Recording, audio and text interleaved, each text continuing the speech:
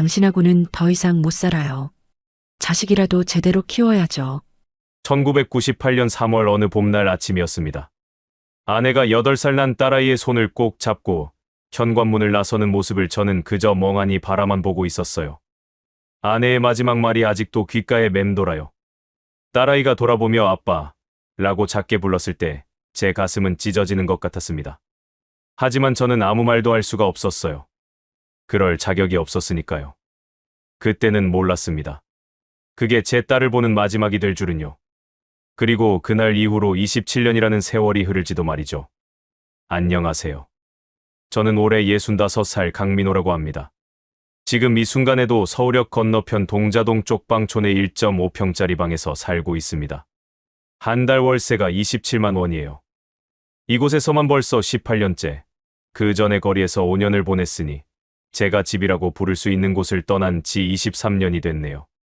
30년 동안 성실하게 일만 했던 자동차 부품 회사 직원이었던 제가 어쩌다 이렇게 됐을까요? 전셋집에 살면서 아내와 딸과 함께 평범하게 살던 가장이 어떻게 1.5평짜리 쪽방에서 혼자 늙어가고 있는 걸까요? 이제부터 그 이야기를 들려드리려고 합니다. 혹시 여러분이라면 저와 같은 상황이었다면 어떻게 하셨을까요? 저처럼 모든 걸 잃고도 살아갈 수 있으셨을까요? 이 이야기를 끝까지 들어주시고 댓글로 여러분의 소중한 경험과 생각을 나눠주세요. 혹시 저와 비슷한 시절을 겪으셨던 분들도 계실 겁니다. 또 저보다 더 힘든 시간을 견뎌내신 분들도 계시겠죠. 여러분의 이야기가 듣고 싶습니다. 그럼 이제 시작하겠습니다. 제 인생이 무너지기 시작했던 그 순간으로 말이죠. 시청 전 구독과 좋아요, 그리고 알람 설정 해주시면 매일 새로운 이야기로 찾아뵙겠습니다. 새벽 5시 휴대폰 알람이 울립니다. 낡은 스마트폰에서 나오는 날카로운 소리가 좁은 방 안을 가득 채워요. 저는 얼른 알람을 끄고 일어났습니다. 옆방 김씨 할머니를 깨우면 안 되니까요. 벽이 얇아서 기침 소리도 다 들린답니다. 1.5평. 제 삶의 전부입니다. 일어나 앉으니 무릎이 벽에 닿아요. 팔을 쭉 뻗으면 양쪽 벽에 손이 닿습니다. 천장은 제가 서면 손을 올렸을 때 겨우 닿지 않을 정도예요. 이 좁은 공간에 얇은 이불 한 장, 작은 옷장 하나, 낡은 선풍기 하나가 제 전 재산이죠. 벽에는 달력 하나가 붙어 있어요. 거기에 일한 날을 표시해둡니다. 한 달에 15세 정도 표시가 되면 그 달은 잘 넘긴 거예요. 창문이라고 부르기도 민망한 작은 유리창 너머로 희미한 새벽빛이 들어옵니다. 창문은 겨우 2뼘 정도 크기예요. 환기를 시키려고 열면 복도 쪽 벽만 보이죠. 그래도 있는 게 어디예요. 창문도 없는 방도 많답니다. 옷을 갈아입으려면 방문을 열어야 해요. 문을 닫고는 옷을 제대로 입을 수가 없거든요. 저는 문을 반쯤 열고 재빨리 작업복으로 갈아입었습니다. 복도가 너무 좁아서 사람 한 명이 겨우 지나갈 정도예요. 만약 누가 화장실 가는 길이라면 제가 잠깐 기다려야 하죠. 공동 화장실은 복도 끝에 있습니다. 한 층에 20개 넘는 방이 있는데 화장실은 2개뿐이에요. 아침마다 줄을 서야 해요. 저는 일찍 일어나는 편이라 그나마 괜찮았습니다. 화장실 문을 열자 코를 찌르는 냄새가 확 올라왔어요. 오래된 건물이라 아무리 청소를 해도 냄새가 배어 있어요. 변기도 낡고 수도꼭지도 녹슬었죠. 그래도 참아야 합니다. 이게 제 현실이니까요. 세면대에서 찬물로 얼굴을 씻었습니다. 온수가 나오긴 하는데 겨울 빼고는 잘 안 틀어요. 가습이가 아깝거든요. 거울에 비친 제 얼굴을 봤어요. 65살. 주름이 깊게 패인 얼굴, 희끗희끗한 머리카락, 그을린 피부. 이게 접니다. 한때는 단정한 회사원이었던 제 모습은 어디에도 없었어요. 가슴이 철렁했습니다. 이렇게 늙어버렸구나 하는 생각이 들었거든요. 방으로 돌아와 가방을 챙겼습니다. 물통, 장갑, 수건. 일하러 갈 때 필요한 것들이에요. 가방을 들고 방문을 잠그는데 옆방에서 기침 소리가 들렸어요. 김씨 할머니가 깬 거죠. 할머니는 올해 72살이에요. 이쪽 방촌에 산 지 30년이 넘었대요. 당뇨에 관절염까지 있어서 거의 방 밖을 못 나가십니다. 가끔 제가 편의점에서 빵이랑 우유를 사다 드리곤 해요. 건물을 나서니 서울역 쪽 하늘이 조금씩 밝아오고 있었습니다. 동자동 쪽방촌의 아침이에요. 좁은 골목길 양쪽으로 낡은 건물들이 빽빽하게 들어차 있어요. 50년, 60년은 된 건물들이죠. 페인트가 벗겨지고 벽에 금이 간 건물들 사이로 사람들이 하나둘씩 나와요. 다들 저처럼 일용직 현장으로 가는 사람들입니다. 골목을 걸어 나가면서 주변을 둘러봤어요. 쓰레기 봉투들이 골목 구석에 쌓여 있고 하수구에서는 악취가 올라왔습니다. 어떤 건물은 2층 창문이 깨진 채로 비닐로 막아놨더라고요. 이곳이 서울역 바로 건너편이라는 게 믿기지 않을 정도예요. 저 멀리 보이는 고층 빌딩들과 너무 대조적이거든요. 후암 삼거리 쪽으로 걸어가면서 아침 공기를 마셨습니다. 3월인데도 아직 쌀쌀해요. 일용직 일거리를 구하려면 서울역 근처 인력시장에 가야 합니다. 요즘은 일거리가 많지 않아요. 예전에는 한 달에 20번도 일했는데 이제는 15세만 일해도 다행이에요. 나이가 드니까 현장에서도 덜 찾는 거죠. 인력시장에 도착하니 벌써 사람들이 모여 있었습니다. 다들 저와 비슷한 처지의 사람들이에요. 쪽방촌에서 사는 사람들, 고시원에서 사는 사람들, 노숙하는 사람들. 일거리를 구하기 위해 추운 새벽부터 이렇게 모이는 거죠. 저는 담배를 한 대 피우며 기다렸습니다. 오늘은 운이 좋았어요. 건설 현장 사장님이 사람을 구한다더군요. 하루 일당 12만 원. 제가 손을 번쩍 들었죠. 사장님이 저를 쳐다보더니 고개를 끄덕였어요. 일감을 구한 겁니다. 가슴이 뛰었어요. 오늘 12만 원이면 월세에 보태고 밥도 먹고 담배도 살 수 있어요. 차를 타고 현장으로 가면서 창밖을 봤습니다. 서울 거리가 빠르게 지나가요. 출근하는 사람들, 버스를 기다리는 사람들, 카페에서 커피를 사는 사람들. 다들 자기 삶을 살고 있어요. 저도 한때는 저렇게 살았었는데 정장 입고 출근하고 퇴근하면 집에 가서 저녁 먹고 평범한 일상이 얼마나 소중한 건지 그때는 몰랐습니다. 현장에 도착했어요. 건물 리모델링 현장이었습니다. 제 일은 자재를 나르고 정리하는 거예요. 힘든 일이지만 할 수 있어요. 65살이지만 몸은 아직 건강한 편이거든요. 23년 동안 거리와 쪽방촌에서 살아남으려면 건강해야 했으니까요. 점심시간에 도시락을 먹으면서 생각했습니다. 오늘도 무사히 하루를 버티고 있구나. 이게 제 삶이에요. 하루하루를 버티는 것. 내일을 꿈꾸는 게 아니라 오늘을 견디는 거죠. 가슴 한구석이 먹먹해졌어요. 이게 제 인생의 전부가 되어버렸다는 게 슬펐습니다. 오후 5시, 일이 끝났어요. 사장님이 봉투에 담긴 12만 원을 건네줬습니다. 저는 고개를 숙여 인사하고 돈을 받았어요. 이 돈으로 또 며칠을 버티는 거죠. 쪽방촌으로 돌아가는 지하철 안에서 저는 문득 궁금해졌습니다. 내가 어쩌다 이렇게 됐을까? 30살 때의 나는 60살의 내가 이럴 거라고 상상이나 했을까? 쪽방촌에 도착하니 어둑어둑해지고 있었어요. 골목에 가로등 몇 개가 깜빡거리고 있었습니다. 이 골목을 걸을 때마다 느끼는 거지만 여기는 시간이 멈춘 것 같아요. 세상은 변하는데 이곳만은 그대로예요. 50년 전이나 지금이나 똑같은 모습이죠. 편의점에 들러 컵라면 하나와 삼각김밥 2개를 샀습니다. 오늘 저녁이에요. 김씨 할머니 것도 하나 더 샀어요. 방으로 돌아와 문을 열었습니다. 1.5평의 제 세계. 여기가 제 집입니다. 이불을 펴고 누우면 딱 맞는 크기예요. 컵라면에 물을 부어 기다리면서 천장을 올려다봤어요. 금이 가 있고 곰팡이가 핀 천장. 그래도 제게는 소중해요. 비를 피할 수 있고 추위를 피할 수 있으니까요. 거리에서 5년을 살 때는 이것도 없었거든요. 라면을 후루룩 먹으면서 문득 옛날 생각이 났습니다. 아내가 해주던 된장찌개 생각, 딸아이가 좋아하던 돈가스 생각. 식탁에 둘러앉아 밥을 먹던 그 시절이 떠올랐어요. 그때는 그게 당연한 줄 알았는데 평범한 일상이 얼마나 귀한 건지 잃고 나서야 알았습니다. 눈물이 났어요. 라면, 국물에 눈물이 떨어졌습니다.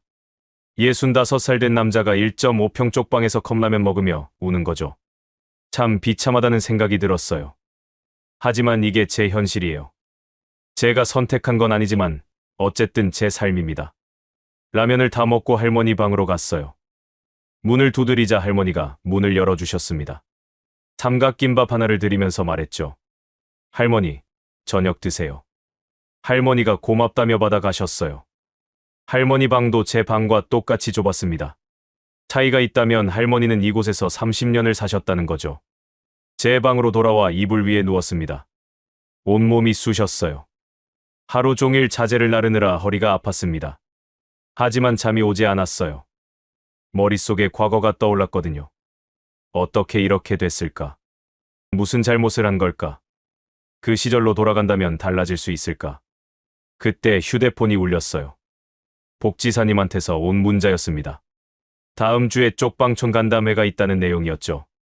재개발 관련 이야기를 한대요. 가슴이 철렁했습니다. 재개발. 그 말만 들어도 불안해요. 여기서 쫓겨나면 어디로 가야 하나? 다시 거리로 나가야 하나? 그 생각만 하면 숨이 막힙니다. 저는 휴대폰을 내려놓고 눈을 감았어요. 내일도 또 일을 해야 해요. 또 12만 원을 벌어야 하고 또 하루를 버텨야 하죠. 이게 제 삶입니다. 1.5평 쪽방에서 살아가는 65살 남자의 일상이에요. 가끔 꿈을 꿔요. 아주 오래전에 꿈을요. 꿈속에서 저는 30살입니다. 출근하는 아침이에요. 아내가 아침밥을 차려놓고 딸아이는 유치원 가방을 메고 있어요. 저는 정장을 입고 넥타이를 매죠.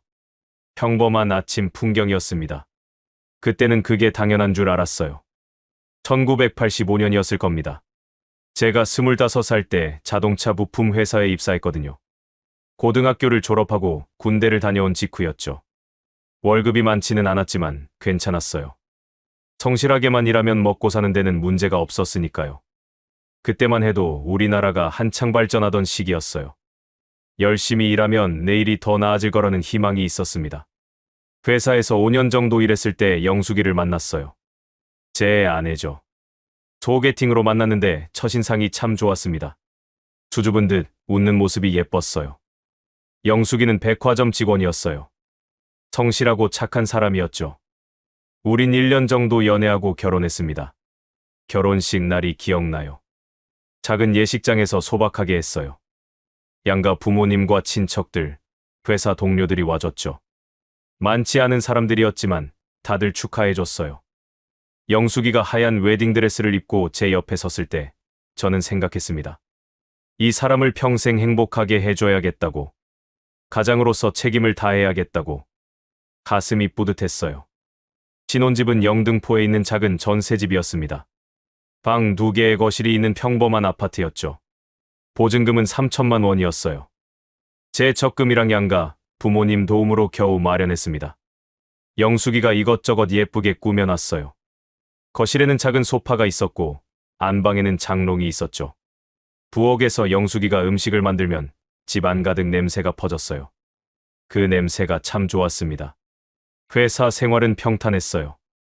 저는 자동차 부품 품질 관리 업무를 했어요. 부품이 들어오면 검수하고 문제가 있으면 보고하는 일이었죠. 단조로운 일이었지만 저는 좋았어요. 안정적이었거든요. 매달 월급이 나왔고 상여금도 받았어요. 조금씩이지만 저축도 할 수 있었죠.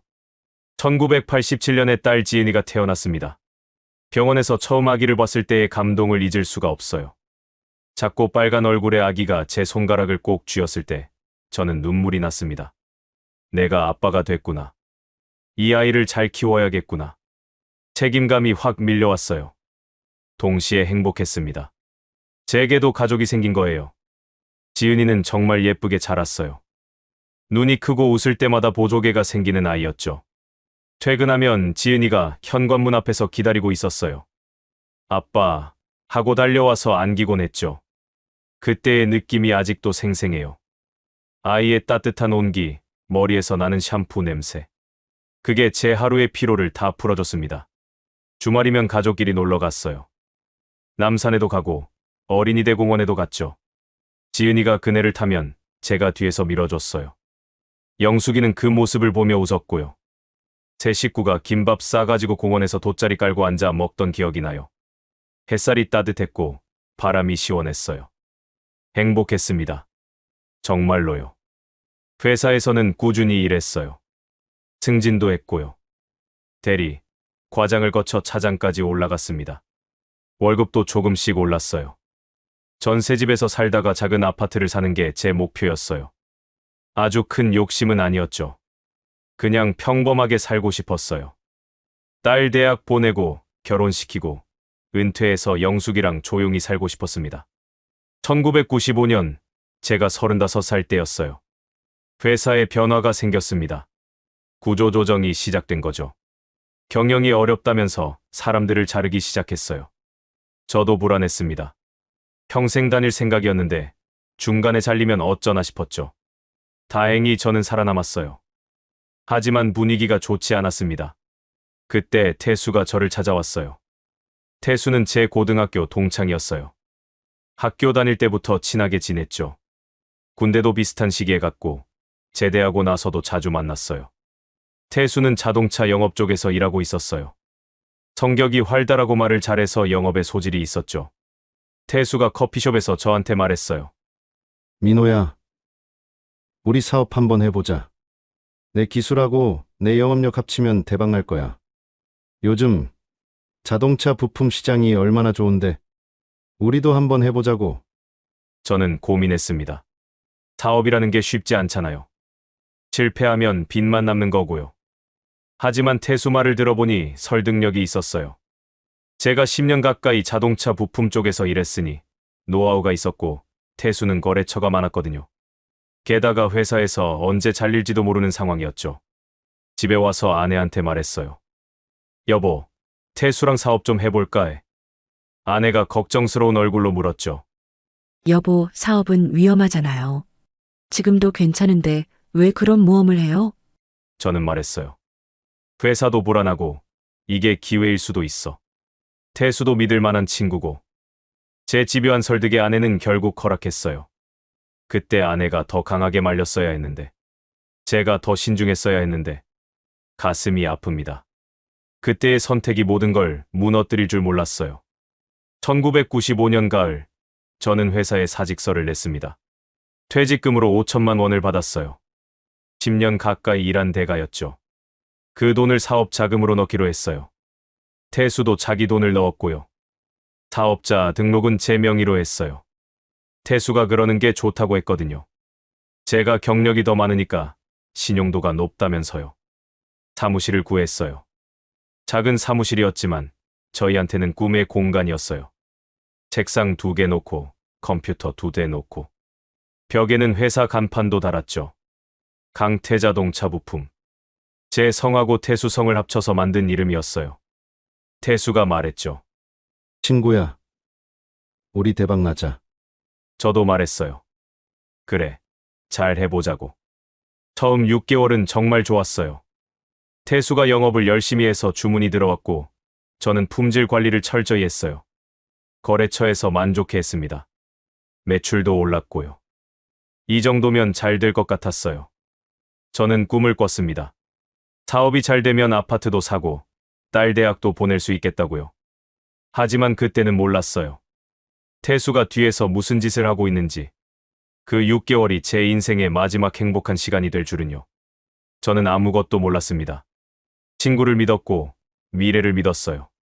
그게 제 실수였죠. 밤마다 그 시절을 떠올립니다.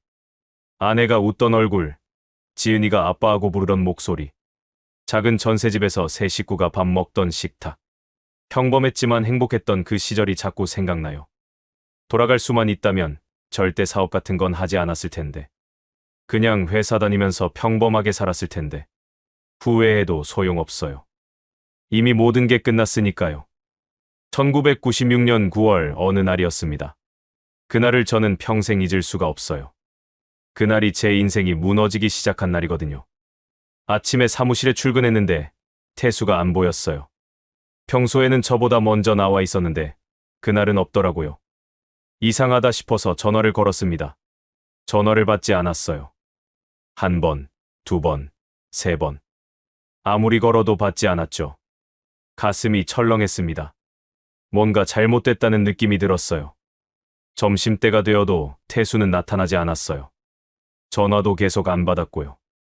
저는 걱정이 되기 시작했습니다. 혹시 사고라도 난 건 아닐까? 병원에라도 간 건가? 온갖 생각이 다 들었어요. 태수 집에 전화를 걸어봤죠. 태수 아내가 받았어요. 목소리가 떨리고 있었어요.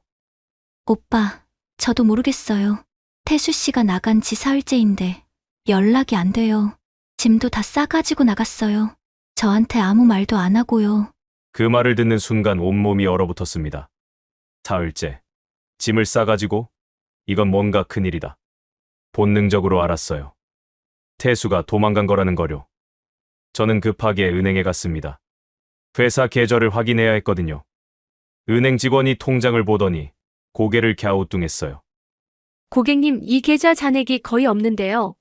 저는 소리쳤습니다. 뭐라고요? 지난주까지만 해도 2천만 원이 넘게 있었는데요.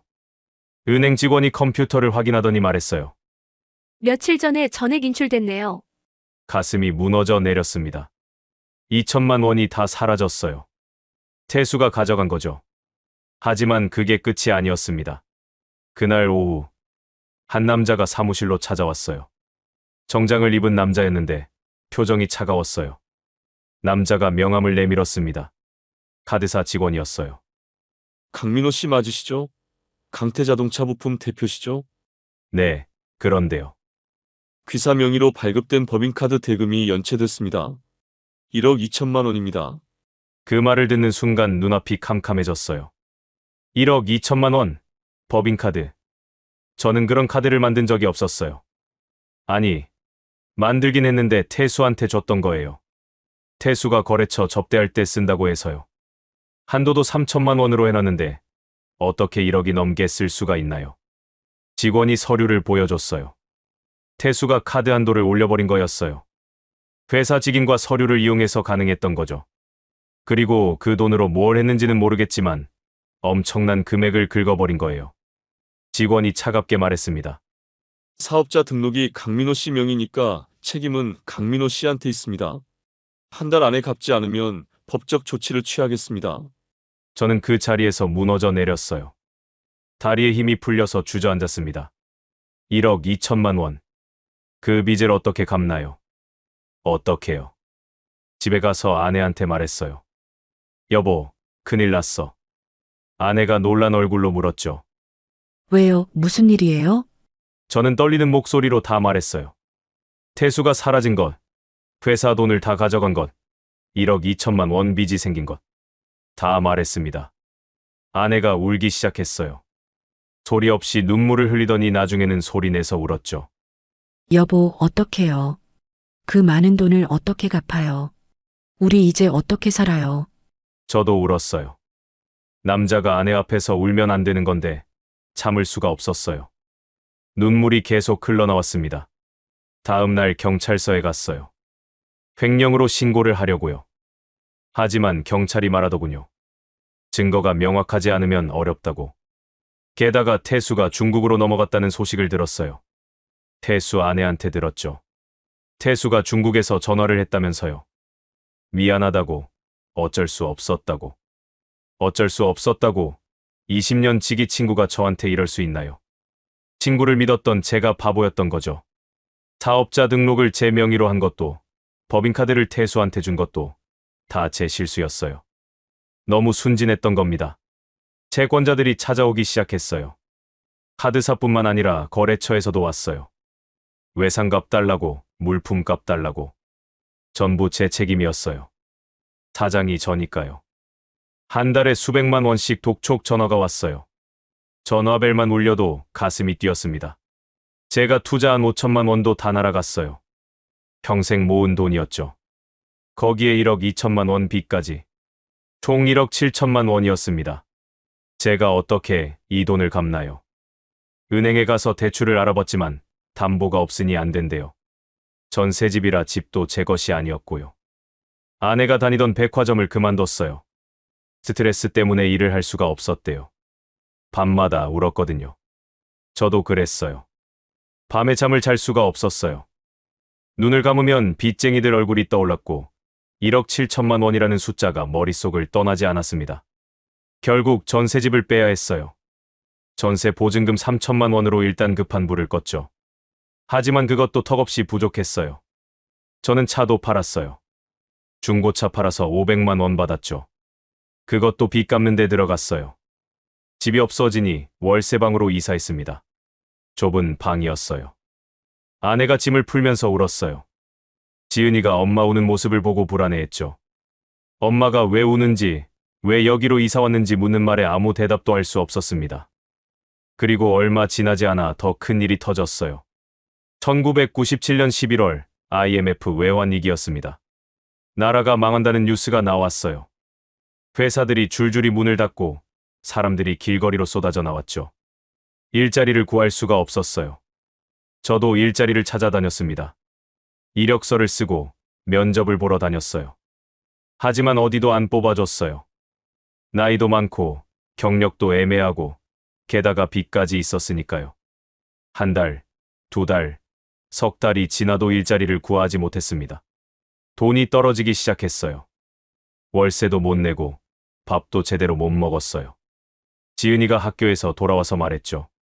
아빠, 배고프다고요. 그 말을 들을 때마다 가슴이 찢어졌습니다.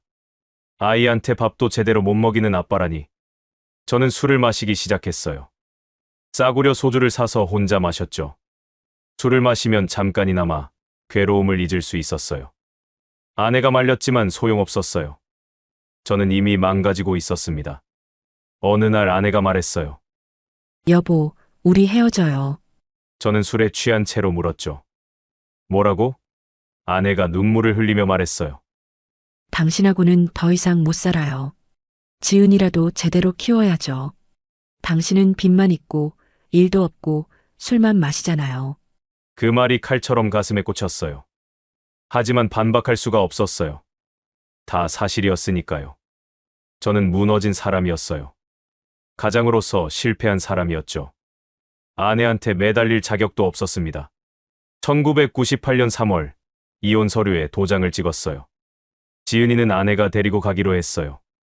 제가 키울 형편이 안 됐거든요. 마지막 날 지은이가 제 손을 잡고 물었어요. 아빠, 우리 언제 다시 만나냐고요. 저는 대답할 수가 없었어요. 그냥 지은이 머리를 쓰다듬었죠. 현관문이 닫혔어요. 아내와 지은이가 떠났습니다. 저는 빈 방에 혼자 남았어요. 모든 게 끝났구나. 그런 생각이 들었습니다. 친구한테 배신당하고 빚더미에 깔리고 가족까지 잃었어요. 제게 남은 건 아무것도 없었습니다. 그날 밤 저는 소주 한 병을 다 마셨어요. 그리고 울었습니다. 바닥에 주저앉아서 한없이 울었어요. 왜 이렇게 됐을까? 태수, 너는 왜 날 배신했어?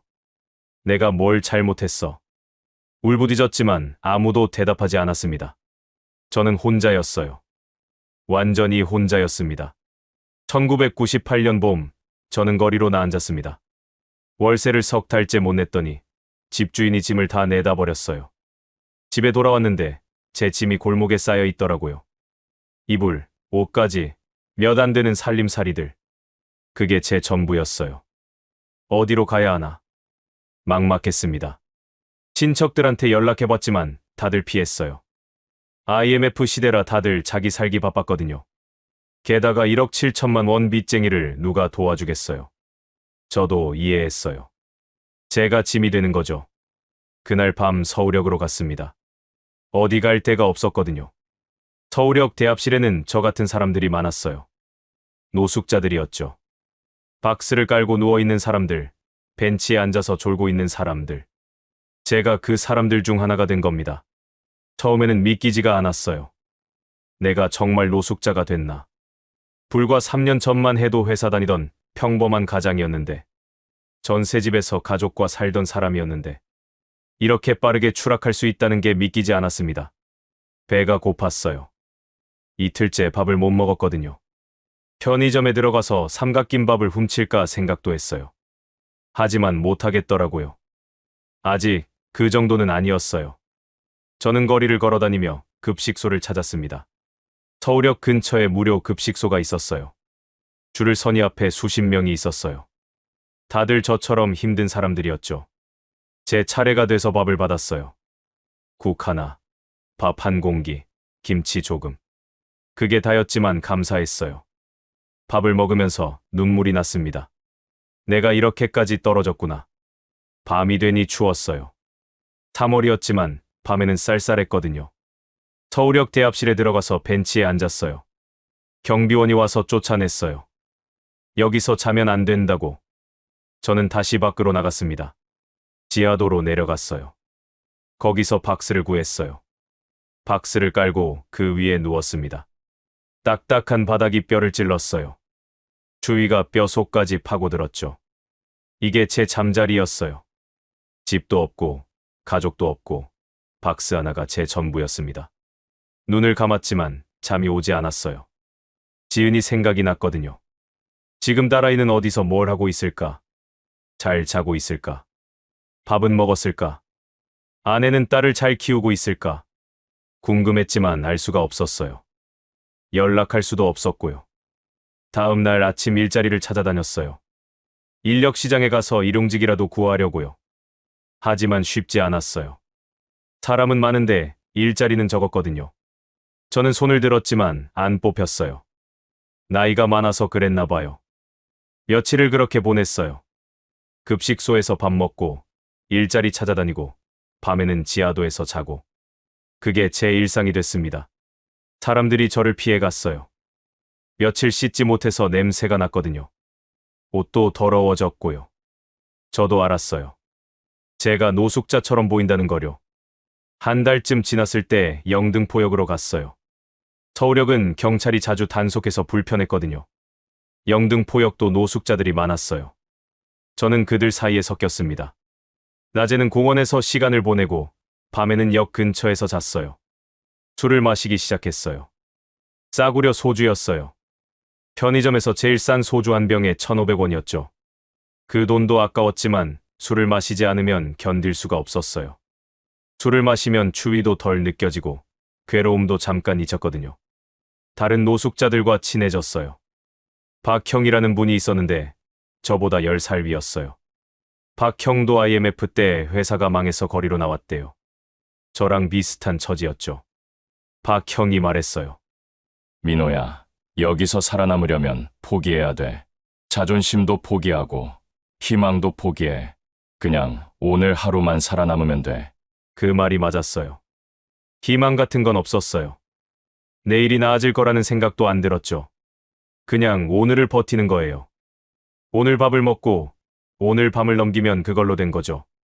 그게 전부였습니다. 1999년이 됐어요.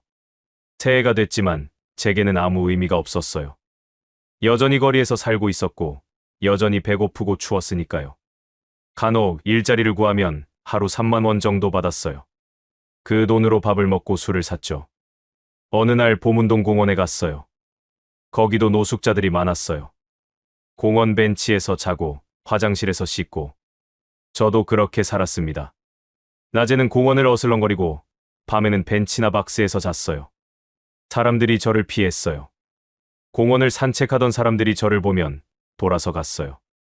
아이들은 무서워하며 울기도 했죠. 저도 알아요. 제가 더럽고 냄새나고 무섭게 생겼다는 거. 하지만 어쩔 수 없었어요. 이게 제 모습이었으니까요. 2000년 겨울이었습니다. 제가 거리에서 살기 시작한 지 거의 2년이 됐을 때예요. 그 겨울은 정말 지독했어요. 영하 15도까지 내려가는 날도 있었죠.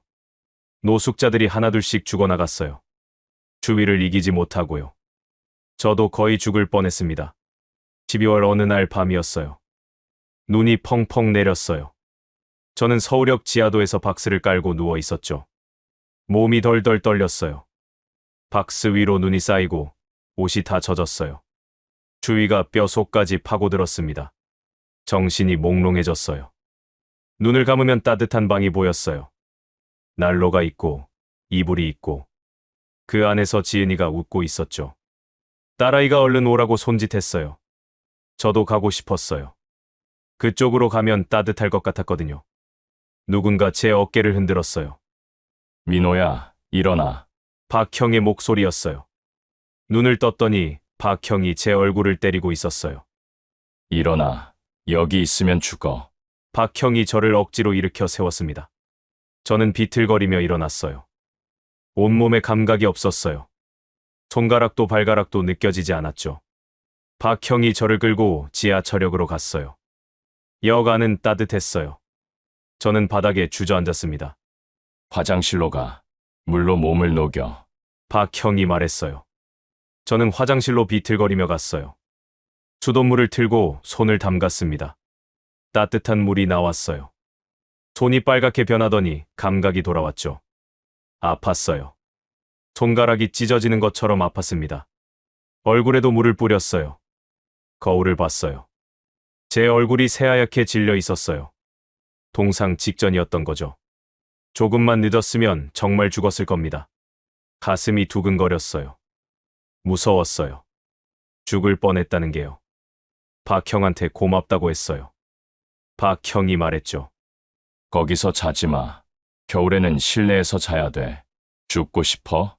저는 고개를 저었어요. 죽고 싶지 않았어요.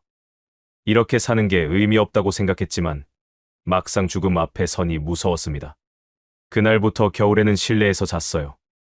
지하철역, 찜질방, 24시간 편의점 앞. 경비한테 쫓겨날 때까지 버텼죠. 쫓겨나면 다른 곳으로 갔어요. 그렇게 밤을 버텼습니다. 낮에는 일거리를 찾아다녔어요. 서울역 근처 인력시장에 갔죠. 일용직 일이었어요. 건설 현장에서 자재 나르는 일, 철거 현장에서 쓰레기 치우는 일. 하루 일하면 3만 원에서 5만 원 받았어요. 일이 있을 때는 좋았어요. 돈을 벌 수 있었으니까요. 하지만 일이 없는 날이 더 많았어요. 한 달에 5번 정도만 일했어요. 나머지 날은 그냥 시간을 때워야 했죠. 공원에서 하루를 보냈어요. 벤치에 앉아서 사람들 구경하고 담배 피우고. 담배는 끊을 수가 없었어요. 담배를 피우면 배고픔이 덜했거든요. 하루에 반갑 정도 피웠어요. 담배값이 아까웠지만 어쩔 수 없었어요. 가끔 교회나 절에서 무료 급식을 했어요. 저는 그때마다 갔어요. 밥을 먹을 수 있었으니까요. 줄을 서서 기다렸죠. 1시간씩 기다릴 때도 있었어요. 하지만 참았어요. 밥을 먹어야 했으니까요. 밥을 받으면 감사했어요. 국 한 그릇, 밥 한 공기, 반찬 몇 가지. 맛있었어요. 정말로요. 레스토랑 음식보다 맛있었어요. 배고플 때 먹는 밥이 제일 맛있거든요. 저는 한 숟가락도 남기지 않고 다 먹었습니다. 술을 많이 마셨어요. 일을 해서 돈을 벌면 절반은 술 사는 데 썼어요. 소주가 제일 쌌어요. 편의점에서 소주 한 병 사서 공원에서 혼자 마셨죠. 술을 마시면 모든 게 잊혀졌어요. 빚도, 가족도, 미래도. 다 잊을 수 있었어요. 술 친구들도 생겼어요. 다들 저랑 비슷한 처지였어요. 일자리 잃고, 가족 잃고, 집 잃은 사람들. 우리는 밤마다 모여서 술을 마셨어요. 소주 한 병을 돌려가며 마셨죠. 서로 자기 얘기를 했어요. 한 형은 원래 작은 식당을 했대요. IMF 때 손님이 안 와서 망했다고. 빚만 남았다면서요. 또 다른 형은 건설 현장에서 일하다가 다쳤대요. 회사에서 보상도 안 해주고 해고했다고. 화가 난다면서 술을 벌컥벌컥 마셨어요. 저도 제 얘기를 했어요. 친구한테 배신당한 것, 1억 7천만 원 빚진 것, 가족 잃은 것. 다 말했어요. 형들이 고개를 끄덕였죠. 세상이 원래 그래. 한 번 넘어지면 다시 못 일어나. 그게 현실이야. 그 말이 맞았어요. 저는 넘어졌고 다시 일어날 수가 없었어요. 일자리도 없고 집도 없고 희망도 없었죠. 그냥 하루하루를 버티는 거예요. 오늘을 살아남으면 내일도 살아남을 수 있을 거라는 생각으로요. 2001년, 2002년이 지나갔어요. 계절이 바뀌고 해가 바뀌었지만 제 삶은 똑같았어요. 여전히 거리에서 자고, 여전히 굶주리고, 여전히 술을 마셨죠. 몸은 점점 망가졌어요. 기침이 멈추지 않았고, 관절이 아팠어요. 병원에 갈 돈은 없었어요. 아파도 그냥 참았어요. 약국에서 제일 싼 약을 사서 먹었죠. 그것도 돈이 없으면 못 샀어요. 그냥 아픈 채로 버텼습니다. 어느 날 영등포역 근처를 걷다가 아내를 봤어요. 아니, 아내 같은 사람을 봤어요. 멀리서 봐서 확실하지 않았어요. 하지만 걸음걸이가 비슷했어요. 가슴이 두근거렸어요. 아내일까? 저는 뛰어가려고 했어요. 하지만 멈췄어요. 제 모습을 봤거든요. 쇼윈도에 비친 제 모습을요. 머리는 헝클어져 있고, 옷은 더럽고, 수염은 덥수룩했어요. 냄새도 났을 거예요. 이런 모습으로 아내 앞에 설 수 없었어요. 저는 돌아섰어요. 그냥 가버렸어요. 아내가 저를 보면 놀랄 거예요. 아니, 무서워할지도 몰라요. 저는 이미 다른 사람이 됐으니까요. 아내가 알던 강민호는 사라졌어요. 밤에 혼자 울었어요. 박스 안에서 소리 없이 울었습니다. 왜 이렇게 됐을까? 왜 저는 이렇게 살아야 하나? 울부짖고 싶었지만 참았어요. 옆에 자는 사람들을 깨우면 안 되니까요. 2003년 봄이었어요. 박형이 저한테 말했어요. 민호야, 동자동에 쪽방촌이라는 데가 있어. 월세는 나가지만 방이 있대. 천장도 있고 문도 있고. 거기 가보는 게 어때? 쪽방촌. 처음 듣는 말이었어요. 방이 있다는 게 믿기지 않았어요. 5년 동안 지붕 아래서 잔 적이 없었거든요. 방이 있으면 얼마나 좋을까? 따뜻할까? 편할까? 박형이 저를 데리고 동자동으로 갔어요. 서울역 건너편이었어요. 좁은 골목길 양쪽으로 낡은 건물들이 빽빽하게 들어차 있었어요. 쪽방촌이었습니다. 건물 안으로 들어갔어요. 좁은 복도 양쪽으로 작은 방들이 있었어요. 한 방이 1.5평 정도였죠. 집주인이 저를 쳐다봤어요. 월세는 한 달에 25만 원이라고 했어요. 보증금은 없고요. 25만 원. 큰 돈이었어요. 저는 한 달에 15만 원 정도 벌었거든요. 하지만 집주인이 말했어요. 복지 혜택 받으면 돼요. 기초생활수급자 신청하면 주거급여 나와요. 그걸로 월세 내면 돼요. 저는 고민했어요. 할 수 있을까? 방을 얻을 수 있을까? 박형이 제 어깨를 두드렸어요. 해봐. 거리보다 나아. 저는 고개를 끄덕였어요. 해보기로 했습니다. 복지사무소에 가서 신청을 했어요. 서류를 쓰고 면담을 하고 제 처지를 다 말했어요. 노숙 5년, 빚 1억 7천만 원, 가족 없음. 담당자가 안타까운 표정을 지었어요. 일주일 후에 연락을 준다고 했어요. 일주일을 기다렸어요. 그 일주일이 정말 길었어요. 매일 복지사무소에 전화했어요. 조금만 더 기다리래요. 저는 초조했어요. 안 되면 어쩌나. 다시 거리로 돌아가야 하나. 드디어 연락이 왔어요. 승인됐다고요. 기초생활수급자로 선정됐고 주거급여 27만 원이 나온대요. 전화를 끊고 박형한테 달려갔어요. 됐어요. 방을 얻을 수 있어요. 박형이 웃었어요. 잘 됐다. 이제 지붕 밑에서 잘 수 있겠네. 저도 웃었어요. 5년 만에 처음으로 웃었어요. 가슴이 벅차올랐습니다. 방이 생긴다. 내 방이 생긴다. 2003년 6월 드디어 쪽방에 입주했어요. 1.5평짜리 작은 방이었지만 제게는 궁전 같았어요. 천장이 있고 문이 있고 벽이 있었어요. 비를 피할 수 있고 추위를 피할 수 있었죠. 첫날 밤 방에 누웠어요. 딱딱한 바닥이었지만 박스보다 훨씬 나았어요. 천장을 올려다봤습니다. 눈물이 났어요. 5년 만에 지붕 아래서 자는 거예요. 5년 만에 제 공간이 생긴 거예요. 저는 울었어요. 소리내서 울었습니다.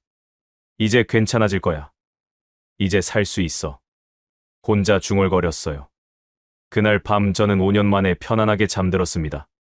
쪽방에 들어온 지 일주일쯤 됐을 때였어요. 저는 아직도 믿기지 않았어요. 내가 정말 방이 있다는 게요. 아침에 눈을 뜨면 천장이 보였어요. 낡고 금이 간 천장이었지만 제게는 아름다웠습니다. 방은 정말 좁았어요. 1.5평이면 한 평반이에요. 제곱미터로 하면 5제곱미터도 안 돼요. 누우면 딱 맞는 크기죠. 팔을 쭉 뻗으면 양쪽 벽에 손이 닿고요. 서면 천장에 머리가 닿을 것 같았어요. 하지만 좋았어요. 정말로요. 5년 동안 박스가 집이었던 사람한테는 이것도 천국이었어요. 문을 잠글 수 있다는 것, 비를 피할 수 있다는 것, 추위를 피할 수 있다는 것. 그게 얼마나 소중한지 아는 사람은 많지 않을 거예요. 첫 주에는 방 정리를 했어요. 가진 게 별로 없었지만요. 옷 몇 벌, 담요 하나, 베개 하나. 그게 제 전부였어요. 벽에 못을 박아서 옷을 걸었어요. 구석에 짐을 정리했죠. 깨끗하지는 않았지만 제 공간이 생긴 거예요. 옆방에 김씨 할머니가 살고 있었어요. 처음 인사를 나눴을 때 할머니가 물었어요. 젊은 사람이 여기는 어쩐 일이에요? 저는 대답했죠. 사정이 있어서요. 할머니가 고개를 끄덕였어요. 다들 사정이 있지. 여기 사는 사람들은 다요. 할머니는 71살이었어요. 이 쪽방촌에 산 지 벌써 28년이 됐대요. 남편이 일찍 돌아가셔서 혼자 사신대요. 자식은 있지만 연락이 끊겼다고 했어요. 당뇨가 있어서 거의 방 밖을 못 나간다고 했죠. 저는 할머니가 불쌍했어요. 70 넘은 나이에 이런 좁은 방에서 혼자 살다니.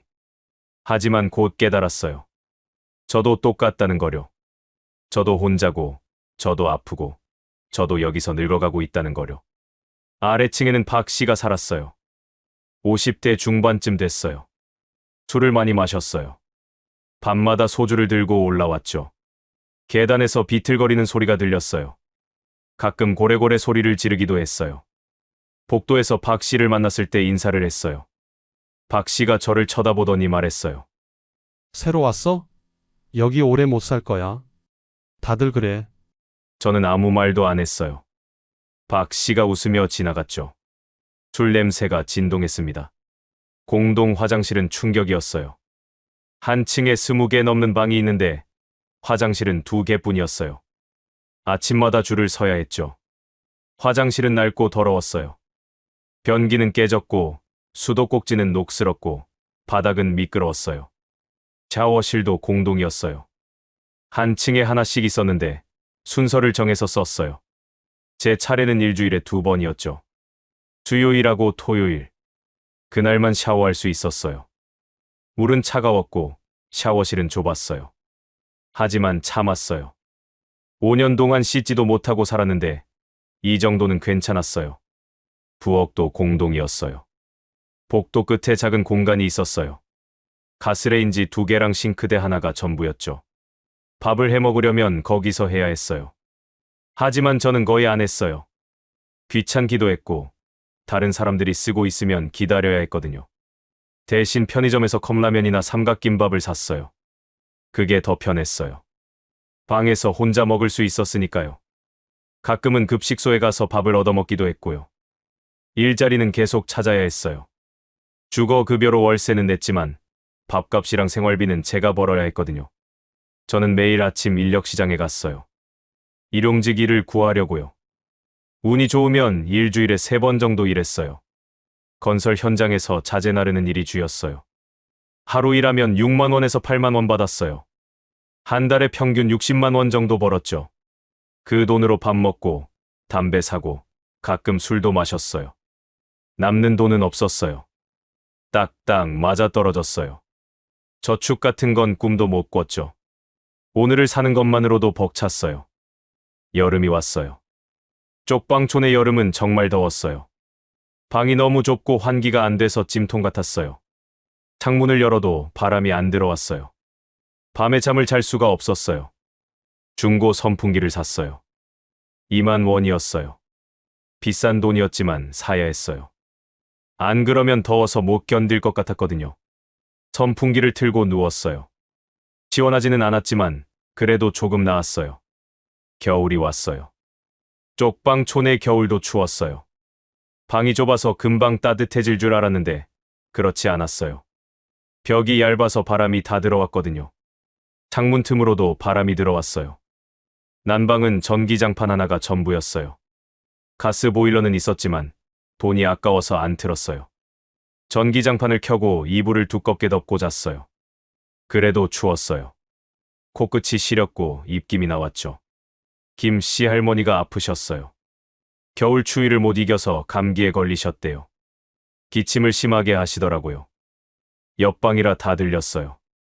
저는 약국에 가서 감기약을 샀어요. 제 돈이었지만 괜찮았어요.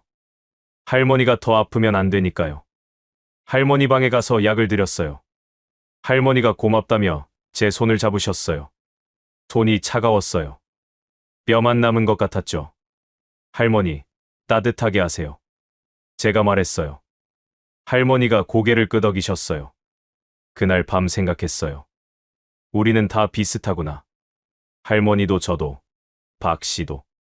다 혼자고, 다 힘들고, 다 외로운 사람들이구나. 쪽방촌은 그런 사람들의 마지막 보루였어요. 시간이 흘렀어요.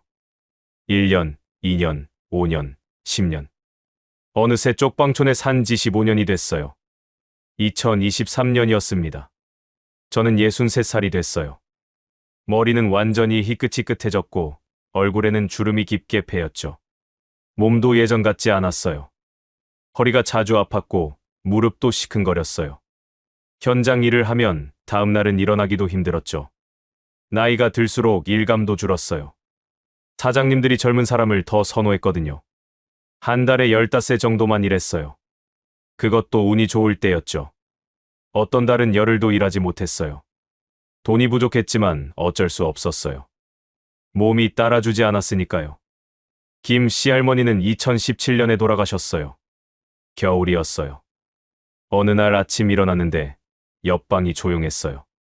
평소에는 기침 소리라도 들렸는데 그날은 아무 소리도 안 들렸죠. 이상하다 싶어서 문을 두드렸어요. 대답이 없었어요. 관리인을 불렀어요. 문을 열었더니 할머니가 누워 계셨어요. 돌아가신 거였어요. 추운 겨울밤에 혼자 돌아가신 거죠. 가슴이 무너졌어요. 할머니가 그렇게 외롭게 가시다니. 장례식도 간소했어요. 연락할 가족이 없었거든요. 복지사 몇 명이랑 쪽방촌 주민 몇 명이 전부였어요. 저도 갔어요. 할머니 영정 사진을 보며 울었어요. 할머니, 편히 쉬세요. 그렇게 말했습니다. 그 일이 있고 나서 생각했어요. 나도 저렇게 죽는 건가? 이 좁은 방에서 혼자 쓸쓸하게. 아무도 모르게. 가슴이 답답했어요. 이게 제 마지막일까? 무서웠습니다. 박 씨는 간경화로 입원했어요. 술을 너무 많이 마셔서 간이 망가진 거죠. 병원에 한번 찾아갔어요. 박 씨는 누렇게 뜬 얼굴로 누워 있었어요. 저를 보더니 웃었어요. 나도 이제 끝이야. 그렇게 말했죠. 박 씨한테 물었어요. 후회되는 거 없어요? 박 씨가 한참을 생각하더니 말했어요. 후회? 다 후회되지. 하지만 어쩌겠어. 이미 살아버린 인생인데. 그 말이 가슴에 꽂혔어요. 쪽방촌에는 계속 사람들이 왔다 갔다 했어요. 새로 들어오는 사람도 있고 나가는 사람도 있었죠. 대부분 저처럼 갈 곳 없는 사람들이었어요. 노인들, 장애인들, 일용직 노동자들. 젊은 사람도 가끔 있었어요. 26살쯤 된 청년이 옆방으로 이사 왔어요. 이름은 준호였어요. 일자리를 잃고 고시원에서도 쫓겨나서 여기까지 왔다고 했어요.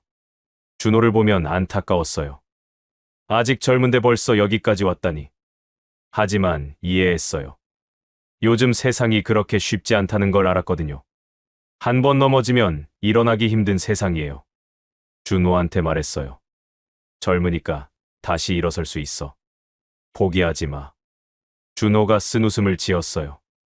아저씨도 다시 일어서실 수 있을 거라고 말하더라고요. 저는 대답하지 못했어요. 저는 이미 포기한 사람이었으니까요. 복지사들이 가끔 왔어요. 건강검진도 해주고 상담도 해줬어요. 저도 검진을 받았어요. 혈압이 높고 혈당도 높고 간 수치도 안 좋대요. 담배랑 술을 끊어야 한대요. 끊고 싶었어요. 정말로요. 하지만 끊을 수가 없었어요. 담배를 피우지 않으면 불안했고 술을 마시지 않으면 잠이 안 왔어요. 이것들이 제 유일한 위안이었거든요. 2019년에 재개발 얘기가 나왔어요. 동자동 쪽방촌을 공공주택으로 바꾼다고 했어요. 주민들을 이주시키고 새 건물을 짓는다고요. 처음에는 기대했어요. 새 집에 살 수 있다니. 하지만 곧 걱정이 됐어요. 정말로 우리를 다시 입주시켜줄까? 아니면 쫓아내고 다른 사람들을 들이는 거 아닐까? 믿을 수가 없었어요. 정부를 믿을 수 없었거든요. 간담회가 열렸어요. 공무원들이 와서 설명했어요. 걱정하지 마세요. 여러분 모두 새 아파트에 입주하실 수 있어요. 그렇게 말했지만 믿기지 않았어요. 말만 그렇게 하고 실제로는 안 그럴 수도 있잖아요. 그리고 몇 년이 지났어요. 재개발은 시작되지 않았어요. 2020년, 2021년, 2022년. 계속 미뤄졌어요.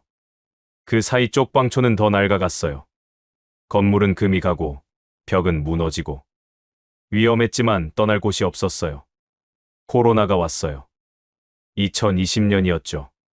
쪽방촌은 공포에 떨었어요.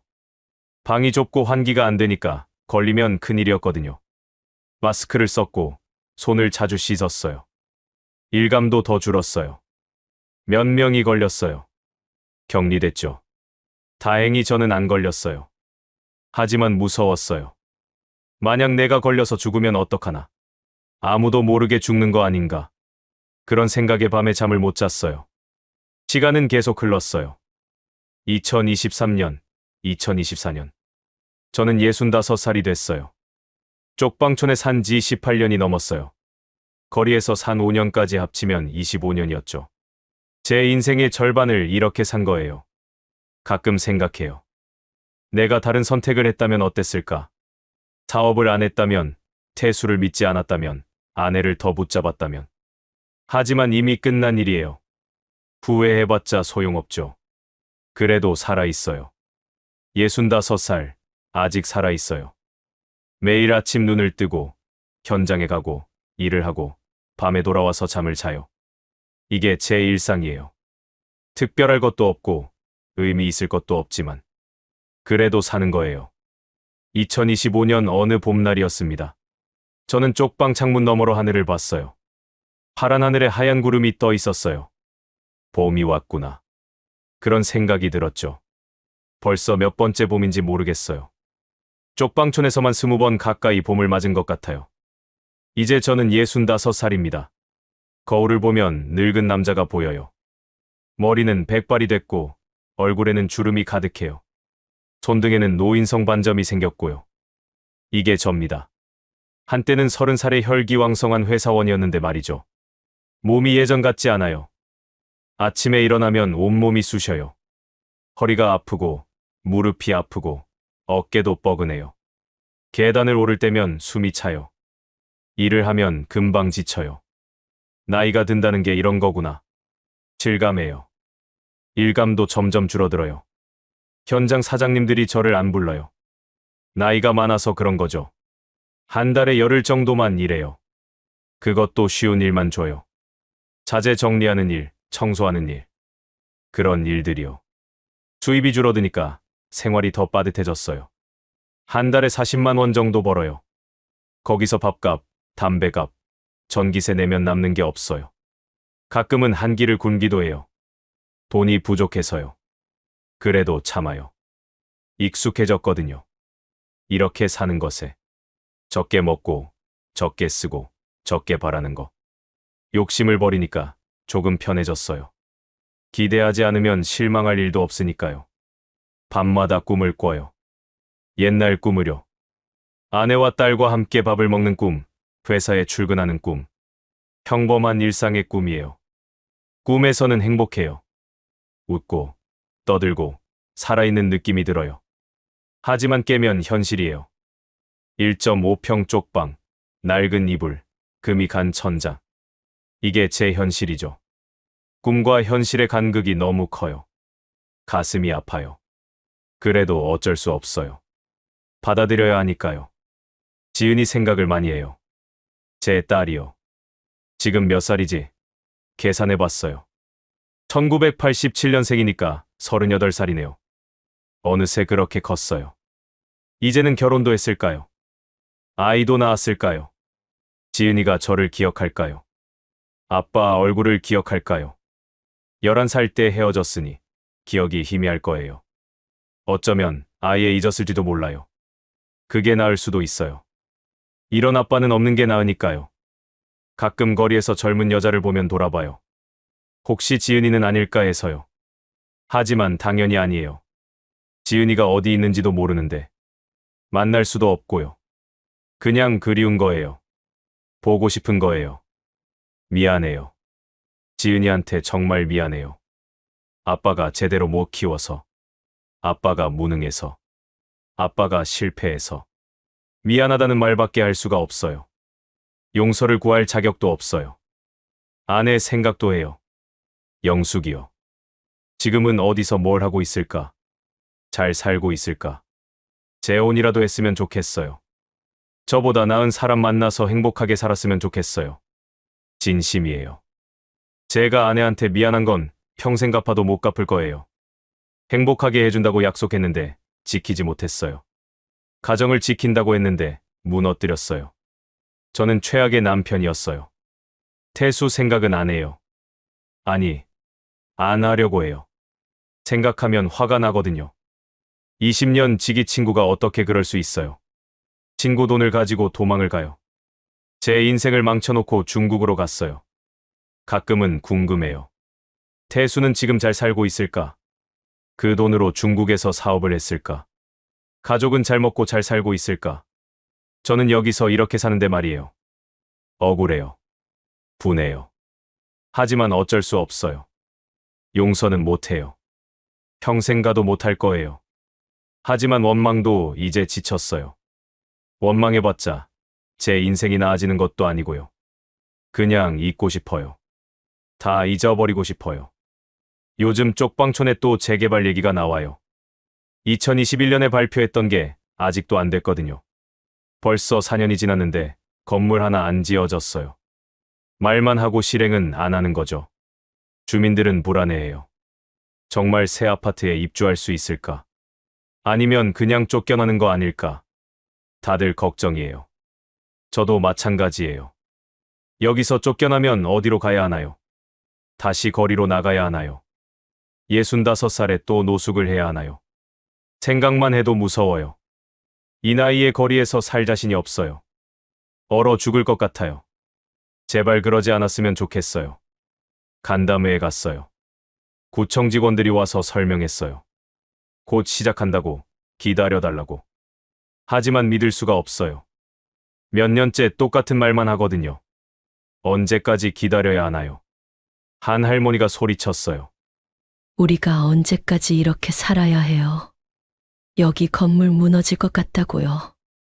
제발 빨리 좀 해주세요. 목이 메었어요. 다들 공감했어요. 박수를 쳤어요. 구청 직원은 난처한 표정을 지었어요. 최선을 다하고 있습니다. 조금만 더 기다려주세요. 그 말밖에 못하더라고요. 저는 한숨이 나왔어요. 결국 똑같은 거예요. 달라지는 게 없어요. 돌아오는 길에 생각했어요. 우리는 버려진 사람들이구나. 사회가 외면하는 사람들이구나. 도와준다고 말만 하고 실제로는 아무것도 안 해주는 거구나. 우리한테 필요한 건 동정이 아니에요. 일자리예요. 제대로 된 집이고요. 사람답게 살 기회예요. 하지만 아무도 안 줘요. 그냥 여기서 죽으라는 거죠. 화가 나요. 분해요. 하지만 어쩔 수 없어요. 저는 힘이 없는 사람이에요. 목소리를 내봤자 아무도 안 들어요. 그냥 참아야 해요. 살아남아야 해요.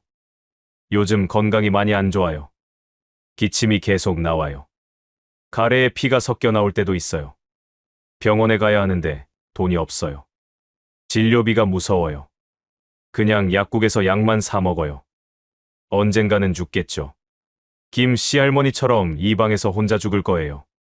아무도 모르게요. 그게 무서워요. 외로워요. 하지만 이게 제 운명인가 봐요. 죽기 전에 지은이를 한 번만 보고 싶어요. 멀리서라도요. 잘 살고 있는지 확인하고 싶어요. 행복한지 알고 싶어요. 그게 제 마지막 소원이에요. 하지만 그럴 수 없을 거예요. 지은이가 어디 있는지도 모르고 찾을 방법도 없어요. 그냥 마음속으로 빌어요. 지은아, 행복해라. 아빠보다 나은 삶을 살아라. 그렇게 빌어요. 오늘도 해가 저물어요. 쪽방 창문으로 노을이 보여요. 아름다워요. 이렇게 아름다운 노을을 보면서도 마음은 허전해요. 제 인생도 노을처럼 저물어가는 걸까요? 내일도 일을 해야 해요. 일감이 있으면 나가야 해요. 일하지 않으면 먹고 살 수가 없으니까요. 65살의 몸을 이끌고 또 현장에 가는 거예요. 힘들어요. 정말 힘들어요. 하지만 살아야 해요. 포기할 수 없어요. 아직 살아있으니까요. 숨을 쉬고 있으니까요. 그게 제 의무예요. 가끔 생각해요. 내 인생이 의미가 있었을까? 이렇게 살아온 게 가치가 있었을까? 잘 모르겠어요. 대답할 수가 없어요. 하지만 한 가지는 알아요. 저도 한때는 꿈이 있었다는 것. 행복했던 시절이 있었다는 것. 사랑하는 가족이 있었다는 것. 그것만으로도 의미가 있지 않을까요? 지금은 아무것도 없어요. 꿈도, 희망도, 가족도. 1.5평 쪽방과 낡은 이불만 있어요. 하지만 그래도 살아있어요. 숨을 쉬고 있어요. 그게 전부예요. 내일이 어떻게 될지 모르겠어요. 일주일 후도, 1년 후도. 재개발이 될지, 여기서 쫓겨날지. 아무것도 확실하지 않아요. 하지만 오늘은 살았어요. 오늘 하루를 버텼어요. 내일도 버틸 거예요. 그 다음 날도요. 죽는 날까지 계속 버틸 거예요. 이게 제가 할 수 있는 전부예요. 동자동 쪽방촌의 밤이 깊어갑니다. 좁은 복도에 불빛 하나 깜빡이고 누군가의 기침 소리가 들려요. 우리는 여기서 살아가요. 버려진 사람들이지만 그래도 살아가요. 저는 이불을 덮고 누웠어요. 내일 또 일어나야 해요. 또 살아야 해요. 그게 제 인생이에요. 65살 강민호의 이야기예요. 여러분, 여기까지 제 이야기를 들어주셔서 감사합니다. 솔직히 이 이야기를 하는 게 쉽지 않았어요. 제 인생의 가장 어두운 부분을 드러내는 거니까요. 부끄럽고 창피하고 한심해 보일 수도 있어요. 하지만 이게 제 삶이에요. 숨길 수도 없고 부정할 수도 없는 제 인생이죠. 저는 특별한 사람이 아니에요. 그냥 평범하게 살려고 했던 사람이에요. 가족 사랑하고 성실하게 일하고 조용히 늙어가려고 했던 평범한 사람이었어요. 하지만 한 번의 실수, 한 사람의 배신, 그리고 시대의 파도가 모든 걸 앗아갔어요. IMF를 겪은 분들은 아실 거예요. 그때 얼마나 많은 사람들이 무너졌는지, 회사가 망하고 가정이 깨지고 거리로 내몰렸는지. 저도 그 중 한 명이었어요. 저 혼자만 그런 게 아니었어요. 23년이 지났어요. 거리에서 5년, 쪽방촌에서 18년. 제 인생의 반을 이렇게 살았어요. 돌이킬 수 없는 시간이에요. 다시 시작할 수도 없는 인생이고요. 후회하냐고요? 물론이에요. 매일 후회해요. 왜 사업을 시작했을까? 왜 퇴수를 믿었을까? 왜 더 조심하지 않았을까? 수없이 많은 후회가 있어요. 하지만 후회한다고 달라지는 건 없어요. 용서하냐고요? 퇴수를요? 아니요. 못해요. 평생 가도 못 용서할 거예요. 하지만 원망하느라 에너지를 쓰기도 지쳤어요. 그냥 잊고 싶어요. 제 마음의 평화를 위해서요. 지금 제가 바라는 건 크지 않아요. 따뜻한 방 하나, 제대로 된 끼니 하나, 아플 때 치료받을 수 있는 것. 그게 전부예요. 부자가 되고 싶은 것도 아니고 성공하고 싶은 것도 아니에요. 그냥 사람답게 살고 싶을 뿐이에요. 우리 사회는 한 번 넘어진 사람한테 너무 냉정해요. 다시 일어설 기회를 주지 않아요. 실패하면 끝이에요. 영원히 나락에 떨어지는 거죠. 그게 잘못됐다고 생각해요. 노숙인, 쪽방촌 주민들한테 필요한 건 동정이 아니에요. 일자리예요. 일할 기회를 주세요. 우리도 일하고 싶어요. 돈을 벌고 싶어요. 그냥 시혜를 받는 게 아니라 당당하게 일해서 돈을 벌고 싶다고요. 제대로 된 집도 필요해요. 1.5평짜리 쪽방은 집이 아니에요. 사람이 살 곳이 아니에요. 재개발 약속을 지켜주세요. 말만 하지 말고 실제로 해주세요.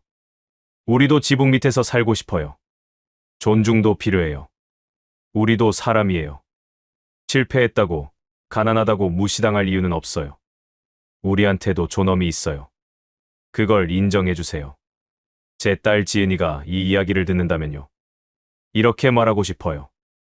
지은아, 아빠가 미안해. 제대로 못 키워줘서, 함께 있어주지 못해서. 하지만 아빠는 너를 한 번도 잊은 적이 없어. 매일 생각했어. 매일 그리워했어. 사랑한다. 지은아. 여러분한테도 묻고 싶어요. 만약 여러분이 저라면 어떻게 하셨을까요? 친구를 믿지 않으셨을까요? 사업을 안 하셨을까요? 더 잘 버티셨을까요? 궁금해요. 혹시 여러분 중에 저와 비슷한 경험을 하신 분이 계신가요? IMF 때 힘들었던 분, 배신당한 경험이 있는 분, 가족을 잃은 분. 여러분의 이야기도 듣고 싶어요. 댓글로 나눠주세요. 저만 이런 게 아니라는 걸 알고 싶어요. 또 혹시 저보다 더 힘든 상황을 이겨내신 분이 계신가요? 어떻게 버티셨어요? 어떻게 다시 일어서셨어요? 저한테도 희망을 주세요. 조언을 주세요. 이 이야기가 누군가에게 위로가 됐으면 좋겠어요. 혼자가 아니라는 걸, 우리가 함께 있다는 걸 느꼈으면 해요. 힘든 시간을 겪고 있는 분들한테 작은 힘이 됐으면 좋겠어요. 저는 아직 살아있어요. 65살, 아직 숨을 쉬고 있어요. 내일도 일어날 거예요. 일을 하러 갈 거예요. 살아갈 거예요. 포기하지 않을 거예요. 인생은 예측할 수 없어요. 내일 무슨 일이 일어날지 아무도 몰라요. 하지만 그래도 살아야 해요. 희망을 놓지 말아야 해요. 저도 그러려고 노력해요. 매일매일요. 여러분도 힘내세요. 힘든 일이 있어도 포기하지 마세요. 우리는 생각보다 강해요. 버틸 수 있어요. 살아낼 수 있어요. 이 채널을 구독해 주시고 좋아요를 눌러주세요. 알림 설정도 해주시면 감사하겠어요. 여러분의 관심이 저 같은 사람들의 이야기를 더 많은 분들께 전할 수 있어요. 댓글로 여러분의 생각을 나눠주세요. 공감하셨다면, 위로받으셨다면, 혹은 다른 의견이 있으시다면 모두 환영해요. 여러분의 목소리가 듣고 싶어요. 긴 이야기 끝까지 들어주셔서 진심으로 감사드립니다. 여러분 모두 건강하시고 행복하세요. 평범한 일상이 얼마나 소중한지, 가족이 얼마나 귀한지 잊지 마세요.